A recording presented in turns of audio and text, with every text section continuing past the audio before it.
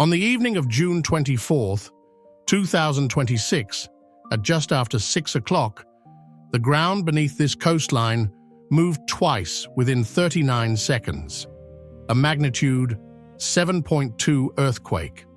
Then, before the first shock had even finished, a second one, magnitude 7.5. Seismologists call this a doublet. The people living through it simply called it the worst night of their lives. By the time the ground stopped moving, more than 100 buildings had partially or completely collapsed across La Guaira state. The international airport that serves as the gateway to this entire country was damaged badly enough to close. Families who had been eating dinner, watching television, putting children to bed, found themselves outside in the dark, on streets filled with dust and the sound of structures still settling. In the days that followed, the death toll rose and rose again. Search and rescue teams from more than a dozen countries arrived to help dig through the wreckage, racing against the hours that determine whether someone trapped beneath a collapsed building survives. This is not the first time this exact stretch of coastline has been asked to survive something like this. In December of 1999, intense rains triggered catastrophic flooding and landslides across this same region, a disaster that came to be known as the Vargas Tragedy. Entire neighborhoods disappeared beneath mud, boulders, and debris. The exact death toll from that disaster has never been precisely confirmed, with estimates ranging from several hundred to tens of thousands. But what is certain is that La Guaira's families have already lived through one defining catastrophe in living memory, and now face another. We are not making this film to look away from what just happened here. We are making it because of what happened here and because of what existed here long before the earthquake, and what will need to exist here again once the search teams have gone home and the cameras have moved on to the next headline. Today, we join the rest of the world in mourning the lives lost on this coastline and in standing with the families still searching for answers. And today, we also want you to see what makes this place worth rebuilding. Because La Guaira, before any of this, was one of the most beautiful stretches of coast in South America. A place of colonial history, dramatic mountains meeting the Caribbean Sea, and a community whose resilience has already been tested once before and did not break. This is the story of La Guaira.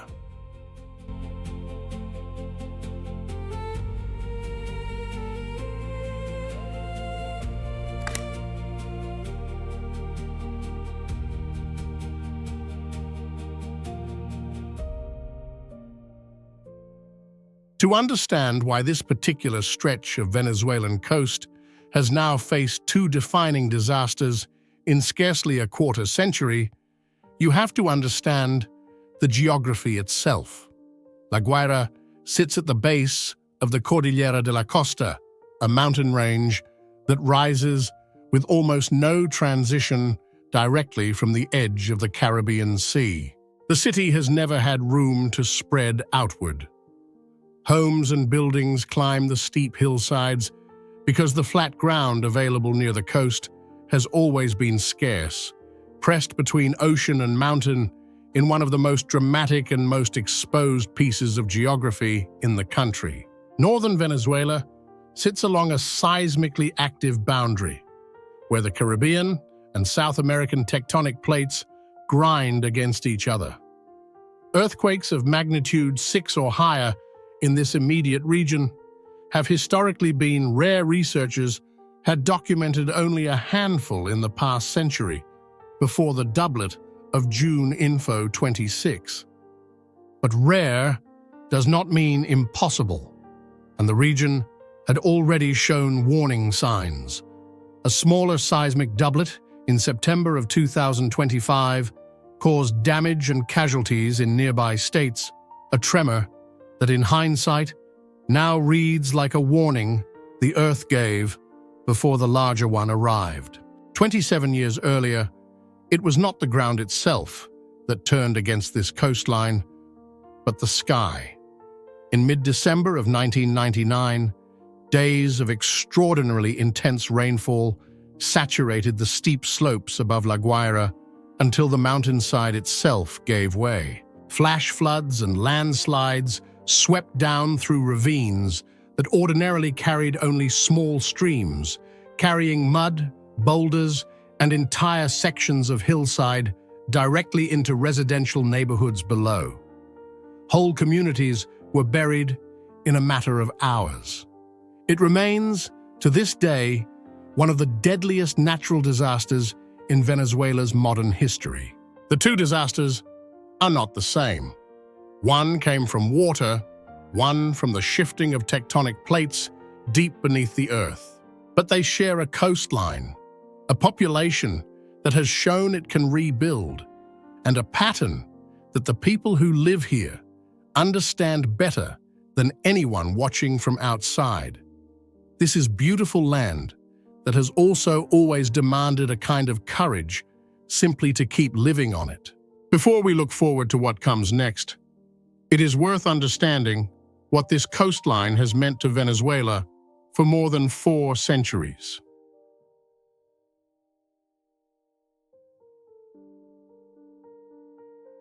The Guaira was founded in 1577 by Spanish colonists who recognized something the geography made obvious. This was the most practical natural harbor serving Caracas, the capital that sat just over the mountains, close enough to matter and yet separated by a steep climb that would define the relationship between the two cities for centuries. For more than 400 years, this has been Venezuela's principal gateway to the rest of the world. Spanish galleons once anchored here, loading cacao and indigo for the journey back across the Atlantic. Centuries later, the port still moves the overwhelming majority of the country's maritime cargo, and the international airport at Maiquetía, built on a narrow strip of flat coastal land squeezed between mountain and sea, remains the primary point of arrival for nearly every visitor who has ever set foot in Venezuela. Walk through the old town today, and the colonial history is still visible in the architecture. Spanish fortifications built to defend the harbor from pirates still stand along the waterfront. Narrow streets, lined with colorful, low buildings, climb the hillside in patterns that have remained largely unchanged since the Spanish first laid them out. The kind of architectural continuity that exists in very few port cities anywhere in the Americas. But what makes La Guaira extraordinary is not only its history, it is the simple, dramatic fact of its geography. Nowhere else in Venezuela do you find mountains this steep meeting a sea this blue with so little distance between them. Stand on certain points along the coast road, and you can see green peaks rising directly behind you, while Caribbean waves break on the rocks in front of you. Two entirely different landscapes occupying the same narrow strip of land, close enough to touch each other. The beaches along this coast, Macuto, Carabaleta, Naiguatá, have drawn Venezuelan families for generations. Weekend visitors from Caracas have always made the steep drive down from the capital specifically because nowhere else offers this particular combination. Real mountain wilderness and real Caribbean coastline, often within view of each other from the same beach chair. This was never simply infrastructure. It was never simply the place where the airport happens to be. For the people who have lived here across generations, through the colonial era, through Venezuela's modern history, through the Vargas Tragedy of 1999, and the long rebuilding that followed it, La Guaira has been home in the fullest sense of that word. A place with its own rhythm, its own fishing communities, its own particular light in the late afternoon when the sun drops behind the mountains and turns the water gold.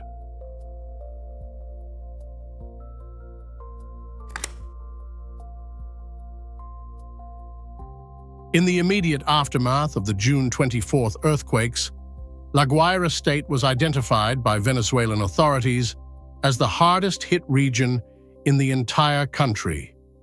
Neighborhoods, including Carabalada and Katia Lamar, suffered some of the most severe structural damage, with more than 100 buildings collapsed partially or completely across the state.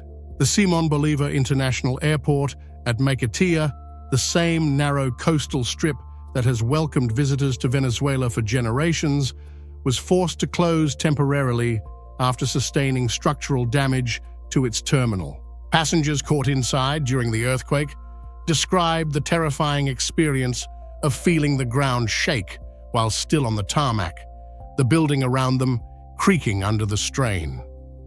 In the days that followed, rescue teams from more than a dozen nations arrived to help. Search and rescue specialists worked through the rubble of collapsed apartment buildings, racing against the narrowing window of time in which survivors trapped beneath debris can still be found alive. Families who lost their homes set up temporary shelters wherever they could, in open fields, in community centers, anywhere offering some protection from the days and nights that followed. The full scope of what this disaster has taken from La Guaira homes, livelihoods, in far too many cases, lives will likely not be fully understood for weeks or months to come. What is already clear is that the road to recovery will be long, and that the people of this coastline will need sustained support, not just the brief attention of an international news cycle that moves on within days. What is also clear, if you look at the history of this exact coastline, is that the people of La Guaira have rebuilt from devastating loss before. They are doing it again now, with whatever strength and whatever support the rest of the world is willing to offer them.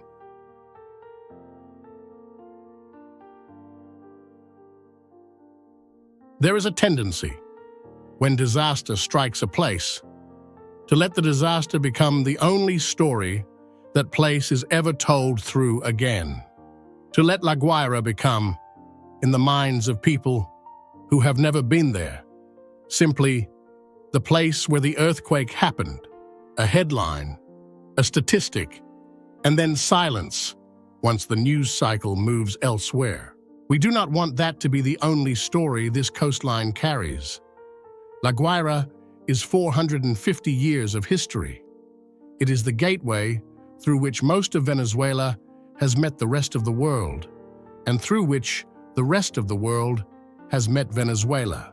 It is mountains that drop almost vertically into Caribbean water, in a way found almost nowhere else on this continent. It is fishing families, colonial architecture, golden afternoon light, and a community that has already proven once, after the Vargas Tragedy of 1999, that catastrophic loss does not have to mean the end of a place. It rebuilt after 1999. The people who returned to these hillsides, who reopened these beaches, who restored this airport and this harbor, did so because this coastline was worth the effort of bringing back. The same will be true now. Recovery from a disaster of this scale takes years, not weeks. It takes sustained attention long after the search and rescue teams have completed their work and returned home.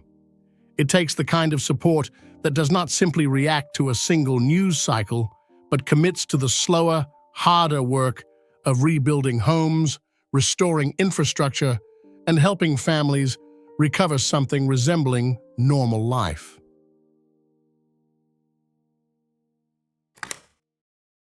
We made this film to honor the people of La Guaira, those who lost their lives in the earthquakes of June 24th, 2026, those still searching for missing loved ones, and the thousands of families now facing the long work of rebuilding their homes for what may be the second time in their lives. We also made it because this coastline deserves to be remembered for more than a single night of tragedy. It deserves to be remembered for what it has always been, one of the most beautiful, historic, and resilient places in Venezuela. If this film moved you, and you would like to help the people of La Guaira, please consider donating directly to established humanitarian organizations that are verified and already active on the ground. We have listed several trusted options in the description below, including the Venezuelan Red Cross and its partner Red Cross societies internationally, as well as international relief organizations actively responding to this disaster. We are not collecting donations ourselves, and we will never ask you to send money to a personal account. Please give only through the verified organizational links we have provided, and always confirm independently that any donation channel is official before contributing. Tell us in the comments if you have ever visited this coastline or if you have family there. We read every single one, and right now, more than ever, those stories matter. If you would like to help the people of La Guaira be seen and remembered, please share this film.